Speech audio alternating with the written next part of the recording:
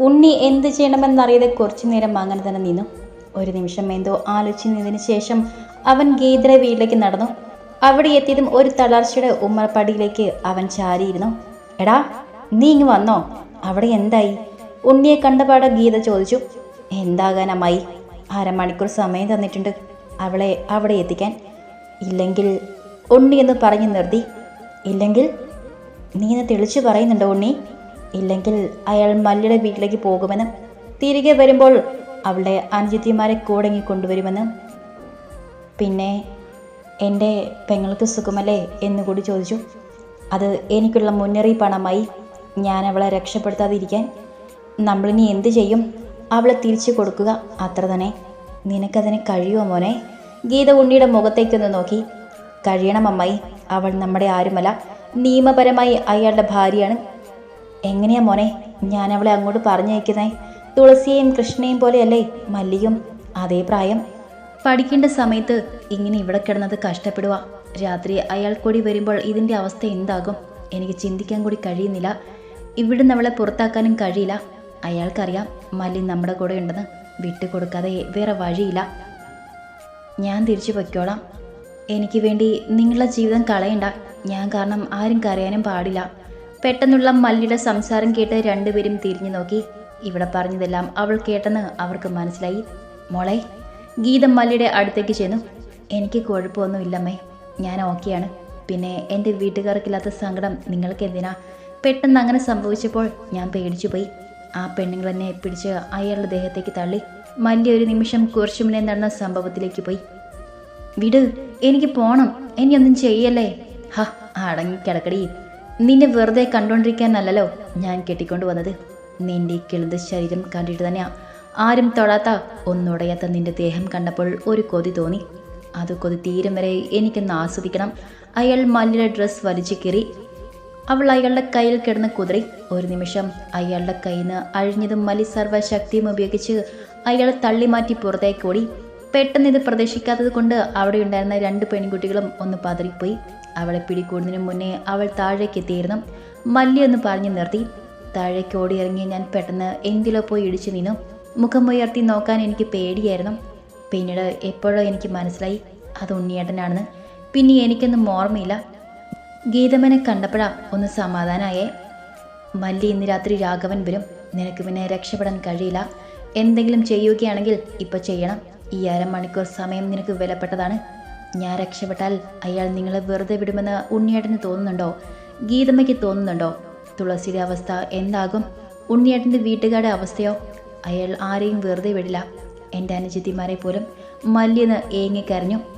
ഉണ്ണി അവളുടെ അടുത്തേക്ക് ചെന്ന് തോളിലേക്ക് കൈവച്ചു.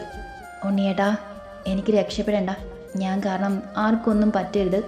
അവൾ ഉണ്ണിയുടെ നെഞ്ചിലേക്ക് വീണ് പൊട്ടിക്കരഞ്ഞു. ഞാൻ കാരണം ആർക്കൊന്നും പറ്റരുത്. എനിക്ക് രക്ഷപ്പെടേണ്ട. ഞാൻ തിരിച്ചു പൊയ്ക്കോളാം. അവൾ പദം പറഞ്ഞ് കരഞ്ഞുകൊണ്ടിരുന്നു. പെട്ടെന്ന് ഉണ്ണിക്ക് അവൻ്റെ പെങ്ങൾ കൃഷ്ണയുടെ മുഖമാണ് ഓടി വന്നത്. അവളായിരുന്നു ഇങ്ങനൊരവസ്ഥയിലെങ്കിൽ ഇല്ല, ഇവളുടെ കാര്യത്തിൽ എനിക്കൊന്നും ചെയ്യാൻ കഴിയില്ല. ഉണ്ണി അവളെ നെഞ്ചിൽ നിന്നും അടർത്തി മാറ്റി നിർത്തി. ഗീതമായി, ഞാൻ ഇവളെ കൊണ്ടുപോകുക. അയാൾ പറഞ്ഞ സമയമാകാറായി. ഗീത ദയനീയമായി ഉണ്ണിയുടെ മുഖത്തേക്കൊന്ന് നോക്കി. അവനൊരു കയ്യിൽ മല്ലിയുടെ കൈ ഇറക്കെ പിടിച്ച് മുറ്റത്തേക്കിറങ്ങി. മല്ലി തിരിഞ്ഞ് ഗീതയൊന്ന് നോക്കി. അതൊരു യാത്രാ പറച്ചില ഗീതയ്ക്ക് തോന്നി. അവർ കണ്ണിൽ നിന്നും മറയുന്നതുവരെ ഗീത അങ്ങനെ നോക്കി നിന്നു. അതിനുശേഷം ഒരു തളർച്ചയുടെ ഉമ്മറപ്പടിയിലേക്ക് ഇരുന്നു. നാളെ പകൽ അതിന് ജീവനോടെ കാണണേ ഭഗവാനെ, അവർ ഈശ്വരനോട് പ്രാർത്ഥിച്ചു. വീടിന് മുന്നിൽ എത്തിയതും ഉണ്ണിയുള്ള കയ്യിലെ പിടുത്തം വിട്ടു. പൊക്കോ, തിരിഞ്ഞു നോക്കരുത്, അവൻ അവളുടെ മുഖത്ത് നോക്കാതെ പറഞ്ഞു. ഇവിടെ വന്നപ്പോൾ ഒരല്പം ദയ കാണിച്ചത് ഉണ്ണിയേട്ടനും ഗീതമ്മയുമാണ്. ഞാൻ കാരണം നിങ്ങൾക്കൊന്നും പറ്റരുത്. ഒന്നെനിക്കറിയാം ഉണ്ണിയേട്ടാ, നിങ്ങളെന്തോ ഭയക്കുന്നുണ്ട്. നാളെ സൂര്യോദയം കാണാൻ ഞാനുണ്ടാകുമോ എന്ന് നിങ്ങൾക്ക് പേടിയുണ്ട് അല്ലേ? ഉണ്ണി അതിശയത്തോടെ അവളുടെ മുഖത്തേക്ക് നോക്കി. അവൾക്ക് എന്തൊക്കെയോ മനസ്സിലായിട്ടുണ്ട്. ആരോ വരുന്ന കാര്യം പറയുന്നത് ഞാൻ കേട്ടിരുന്നു. അത് ചിലപ്പോൾ എൻ്റെ കാലനായിരിക്കും അല്ലേ ഉണ്ണിയേട്ടാ? ഉണ്ണിയൊന്നും മിണ്ടാതെ തിരിഞ്ഞു നിന്നു. പോട്ടെ, നാളെ ജീവനോടെ ഉണ്ടെങ്കിൽ കാണാം. മല്ലി അത്രയും പറഞ്ഞ് അകത്തേക്ക് കയറിപ്പോയി. ഉണ്ണി തിരിഞ്ഞ് അവൾ പോയ വഴി അകത്തേക്കൊന്ന് നോക്കി. അവന് നെഞ്ചിനകത്തൊരു ഭാരം പോലെ തോന്നി. ഇനി എനിക്കിവിടെ നിൽക്കാൻ കഴിയില്ല. അവളുടെ ഇനിയുള്ള നിലവിളി എൻ്റെ ഹൃദയം താങ്ങില്ല. കുറച്ചു നേരം അങ്ങനെ നിന്നതിന് ശേഷം ഇടറിയ കാലടികളോടെ അവനും പുറത്തേക്ക് നടന്നു. ഇടറിയ കാലടികളോടെ മല്ലി അകത്തേക്ക് നടന്നു. അവൾക്ക് നന്നായിട്ട് പേടി തോന്നി. ഹാളിലെത്തിയപ്പോഴേ കണ്ടു തന്നെ കാത്ത് നാരായണനും 2 പെൺകുട്ടികളും ഇരിക്കുന്നത്. അവൾ ഒരു കുറ്റവാളിയെപ്പോലെ അവർക്ക് മുന്നിൽ തലകൊനിച്ച് നിന്നു. അല്ല, ആരിത്? നാട് വിട്ട് കാമുകന്റെ കൂടെ ഒളിച്ചൊടുപ്പായി സാറിന്റെ ഭാര്യ വന്നല്ലോ. അല്ല, നിന്റെ കാമുകൻ പോയോ? എന്തായിരുന്നു നിന്നെ രക്ഷിക്കാനുള്ള അവന്റെ തിടുക്കം? ഹ, മതിറാണി, നീ ആ കൊച്ചിനെ കളിയാക്കാതെ. അവളിങ്ങ് വന്നില്ലേ? അല്ല രേവതി, ഇവൾക്ക് എന്തൊരു പേടിയായിരുന്നു. ഇങ്ങനെയും കുറച്ച് കാര്യങ്ങൾ കൂടി ഉണ്ടെന്ന് ഇവൾക്കറിയില്ലായിരുന്നോ? അതോ കെട്ടിക്കൊണ്ട് വന്നിട്ട് കെട്ടിലുമയായിട്ട് ഇവിടെ ഇങ്ങനെ കഴിയുമെന്നായിരുന്നോ നിന്റെ വിചാരം? അല്ല, സാറെന്താ ഒന്നും മിണ്ടാതിരിക്കുന്നേ? ഇവൾ എവിടെ പോയാലും ഇങ്ങോട്ട് തന്നെ വരുമെന്ന് എനിക്കറിയാം പിള്ളേരെ. ഇല്ലെങ്കിൽ ഇവളെ ഇവിടെ കൊണ്ടുവരാനുള്ള വഴി എനിക്കറിയാമല്ലോ. ഉണ്ണി എവിടെ? അയാൾ അവൾക്കടുത്തേക്ക് ചെന്നു. മല്ലിയൊന്നും മിണ്ടാതെ ആ നിൽപ്പ് നിന്നു. ചീ, മുഖത്തോട്ട് നോക്കടി. അയാൾ അവളുടെ മുഖം അയാളുടെ കൈയാൽ കുത്തിപ്പിടിച്ച് ഉയർത്തി. മല്ലിക്ക് നന്നായിട്ട് വേദനിച്ചു. അവനെവിടെ? ഇതിനു മുന്നേ നിനക്കവനെ അറിയാമോ? ഇല്ല, എനിക്കറിയില്ല, മല്ലി ഇടറിയ വാക്കുകളോടെ പറഞ്ഞു. പക്ഷെ എനിക്കങ്ങനെ തോന്നുന്നില്ല. ഇന്നലെ മുതലേ ഞാൻ അവനെ ശ്രദ്ധിക്കുക. ഞാൻ ഇവിടെ വെച്ച് ആദ്യമായി കണ്ടതാ. പിന്നെ എന്തെങ്കിലും ഉദ്ദേശം രണ്ടിൻ്റെയും മനസ്സിലുണ്ടെങ്കിൽ അതിപ്പോഴെങ്ങും മായ്ച്ചു കളഞ്ഞേക്ക്. നിന്നെപ്പോലൊരു പെണ്ണ് അവൻ്റെ വീട്ടിലുമുണ്ട്, അത് മറക്കണ്ട. അയ്യോ, അവരൊന്നും ചെയ്യലേ. ഉണ്ണിയേട്ടൻ പാവമാണ്. ഉണ്ണിയേട്ടനെ എപ്പം മുതലടി നിനക്കവൻ ഉണ്ണിയേട്ടനായത്? അയാൾ മല്ലിയുടെ കാരണത്ത് ആഞ്ഞടിച്ചു. അടിയോടെ പുറകിലേക്ക് വീഴ്ച വീഴാൻ പോയ അവളെ രേവതി താങ്ങി പിടിച്ചു. മതി സാറേ, ഇവളിനി പറഞ്ഞാൽ കേട്ടുള്ളൂ. ഞങ്ങൾ പറഞ്ഞ് മനസ്സിലാക്കാം. ആയിക്കോട്ടെ. പിന്നെ രാത്രി രാഘവൻ വരും. അതിനു മുന്നേ ഇവളെ റെഡിയാക്കിയിരിക്കണം. അറിയാലോ, ഇതിനു മുന്നേ എനിക്ക് കാര്യം സാധിക്കാമായിരുന്നു. ആദ്യം അവന് തന്നെ വേണമെന്ന് പറഞ്ഞതുകൊണ്ടാ. അവനെ എനിക്ക് പിണക്കാനും പറ്റില്ല. അത്രയും പറഞ്ഞ് അയാൾ മുകളിലേക്ക് കയറിപ്പോയി. റാണിയും രേവതിയും പരസ്പരം ഒന്ന് നോക്കി. അവർ അവളെ ചേർത്ത് പിടിച്ചു. മല്ലി അതിശയത്തോടെ അവരുടെ മുഖത്തേക്ക് നോക്കി. അവർ രണ്ടുപേരും അവളെ നോക്കി പുഞ്ചിരിച്ചു. നോക്കണ്ട, ഞങ്ങൾ നിന്റെ ശത്രുക്കളൊന്നുമല്ല. നിന്നെപ്പോലെ ഈ കുഴിയിൽ വന്ന് അകപ്പെട്ടു പോയവരാ ഞങ്ങൾ. അയാൾക്ക് മുന്നിൽ വെച്ച് ഞങ്ങൾക്ക് നിന്നോട് അങ്ങനെ പെരുമാറാൻ കഴിയൂ? ചേച്ചി, നിങ്ങൾക്ക് എങ്ങനെ തോന്നുന്നു ഇങ്ങനെ പെരുമാറാൻ? നിങ്ങൾക്ക് നല്ലൊരു ഭാവിയില്ലേ? ഉണ്ടായിരുന്നു, എല്ലാം ഉണ്ടായിരുന്നു കുട്ടി. ഇത് രേവതി, ഞാൻ റാണി. ഞങ്ങൾ കുട്ടിക്കാലം മുതലേ ഒരുമിച്ചായിരുന്നു പഠിച്ചതും വളർന്നതുമെല്ലാം. ഇയാളുടെ ഫിനാൻസിലേക്ക് വേക്കൻസി ഉണ്ടെന്നറിഞ്ഞ് ഇൻ്റർവ്യൂവിന് വന്നതായിരുന്നു ഞങ്ങൾ. ഒരു ഗ്ലാസ് ജ്യൂസ് കുടിച്ചത് മാത്രമേ ഞങ്ങൾക്ക് ഓർമ്മയുള്ളൂ. ബോധം വരുമ്പോൾ വിലപ്പെട്ടതെല്ലാം ഞങ്ങൾക്ക് നഷ്ടപ്പെട്ടിരുന്നു. തിരിച്ചു പോകാനിറങ്ങിയപ്പോൾ അയാൾ ഞങ്ങൾക്കൊരു വീഡിയോ കാണിച്ചു തന്നു. അയാളും ആ രാഘവനും കൂടെ ഞങ്ങളെ പിച്ചിച്ച് നിന്നത്. ഇത് പുറത്താരെങ്കിലും അറിഞ്ഞാൽ പിന്നെ വീട്ടിലുള്ളവർ ജീവനോടെ കാണില്ലെന്നും. എനിക്ക് അമ്മയും ഒരു അനുജനും മാത്രമാണുള്ളത്. അവരുടെ ഏക പ്രതീക്ഷ പോലും ഞാനാണ്. ഞാൻ മരിച്ചാൽ പിന്നെ അവർ എന്തു ചെയ്യും? പിന്നെ ഇയാൾ പറഞ്ഞ വഴി തിരഞ്ഞെടുക്കുകയേ നിവർത്തിയുണ്ടായിരുന്നുള്ളൂ. ജോലി ഫിനാൻസിൽ, എന്നാൽ ചെയ്യുന്നതോ ഇതും. ഇവളുടെ അവസ്ഥയും ഇതൊക്കെ തന്നെയാ. പിന്നെ നീ ഇവിടുന്ന് രക്ഷപ്പെട്ടാലും നിന്റെ അനുജത്തിമാരെ അയാൾ വെറുതെ വിടില്ല. പിന്നെ ഈ രാഘവൻ ഒരു പോലീസുകാരനാ. അതുകൊണ്ട് നിയമത്തിന് മുന്നിൽ ഇയാളെ കൊണ്ട് നിർത്താനും കഴിയില്ല. പിന്നെ ഏക വഴി ഇയാൾ പറയുന്നത് അനുസരിക്കുക എന്നുള്ളതാണ്. എനിക്ക് പേടിയാ ചേച്ചി. അതൊന്നും പറഞ്ഞിട്ട് കാര്യമില്ല കുട്ടി. നീ അയാളുടെ ഭാര്യയാണ്.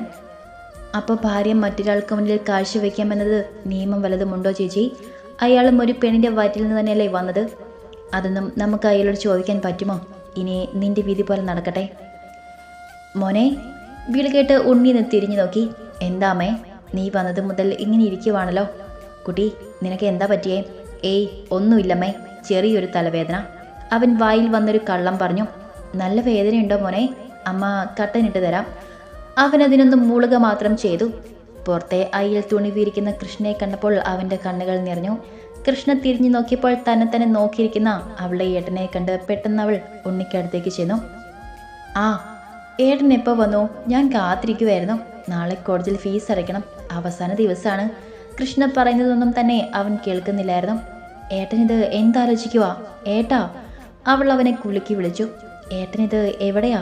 മനസ്സ് ഇവിടെയെങ്കിലും അല്ലല്ലോ. നിനക്ക് എന്താ പെണ്ണേ? അപ്പോൾ ഞാൻ പറഞ്ഞത് ഏട്ടൻ കേട്ടില്ലേ? നാളെ ഫീസ് അടയ്ക്കണമെന്ന്. ഒന്നും മിണ്ടാതെ അവൻ എണീറ്റ് അകത്തേക്ക് പോയി. ഈ ഏട്ടൻ്റെ എന്താ പറ്റിയേ? ഇങ്ങനെ ഇത് ആദ്യമായാണല്ലോ. അവൾ ആലോചനയുടെ കുറച്ചു നേരം ഇരുന്നതിന് ശേഷം അവൻ്റെ പുറകെ അവളും അകത്തേക്ക് കയറി. ഉണ്ണിയേട്ടാ!